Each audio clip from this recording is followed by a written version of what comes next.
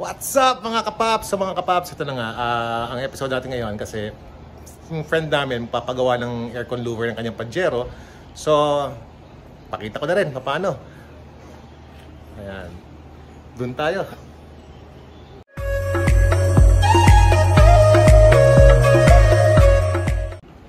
Okay mga kapaps. So, ito, tatlong Pajero nandito ngayon.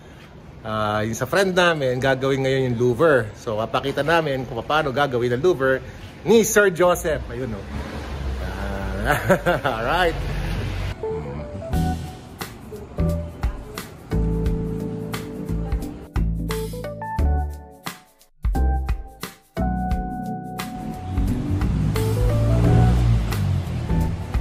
Yes, shoutouts sa The Real Team Kalikot. Share, oh. Yung ating gagawin na. So, ito yung project. Gagawin ngayon ito. Bugbog na to Sir Joseph. Sir, saan ka makakontakt in case? Marami akong post sa Facebook group natin, yung sa Mitsubishi Pajero Club of the Philippines. Nagpo-post ako doon madalas. Okay, hanapin na lang namin ko doon. Search na lang yung pangalan ko, Joseph Arosa Agana. Ayos. So, alam niyo na mga kapaps kung saan magpapagawa ng louvers.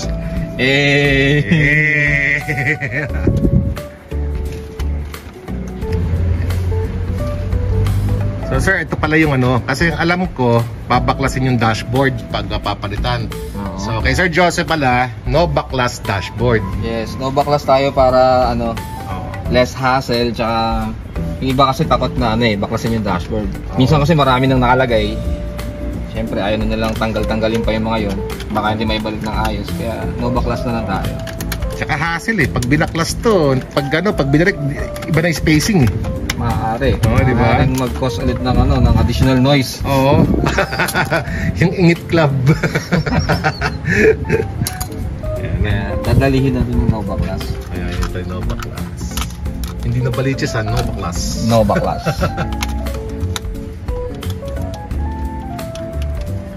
So, tanggal muna yung luma. Tanggal muna yung mga damaged na plastics, no?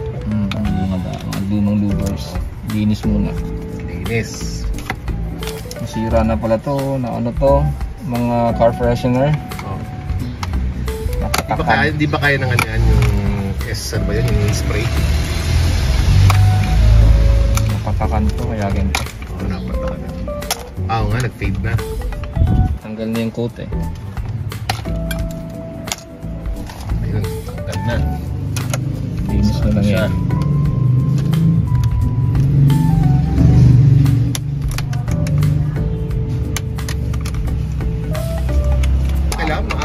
Maaga ka dun. So, bilis, diba mga paps? Kaya kasi pag kabisado at skill. Relax. Para libre lang ako.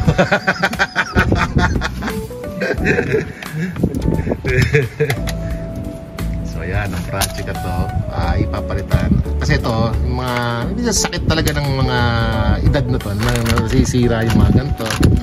Actually, sakit mostly sa Pajero, sa mga Fieldmaster and Gen 1, Gen 2. So,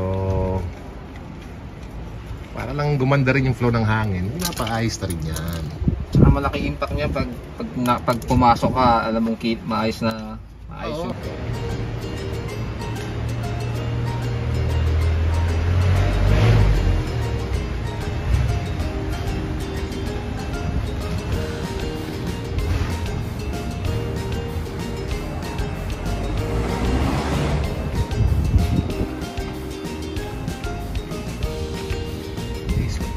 Na.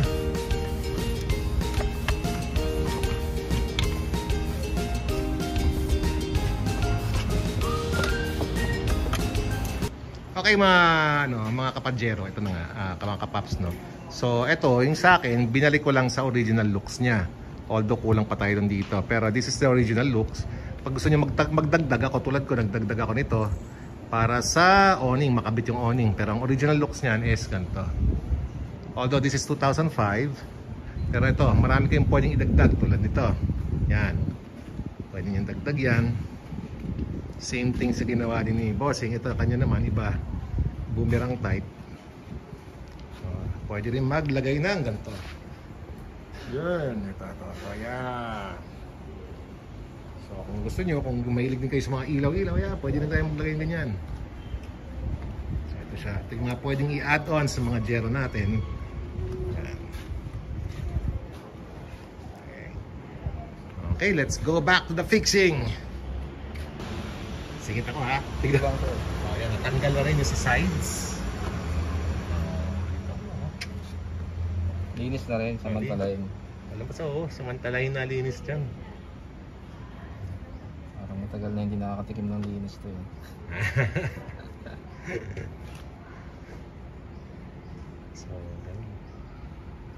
Okay mga papap, so babalik ko na lang pag finished product na. Mamaya makikita nyo paano na gumagana yan. Alright. So, kakabit na po. Ayan na, yan yung pyesa natin.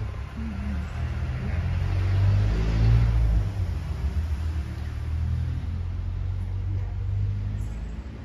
So mga kapaps, kasunod nito, finished product na. Alright. So ayan mga kapaps, ito na, nakabit na yung first layer.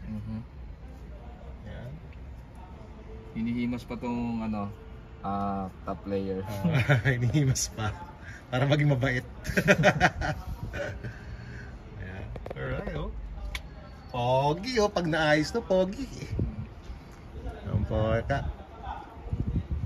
Okay, next. Okay, ayan na. So, nagawa na ang middle, no?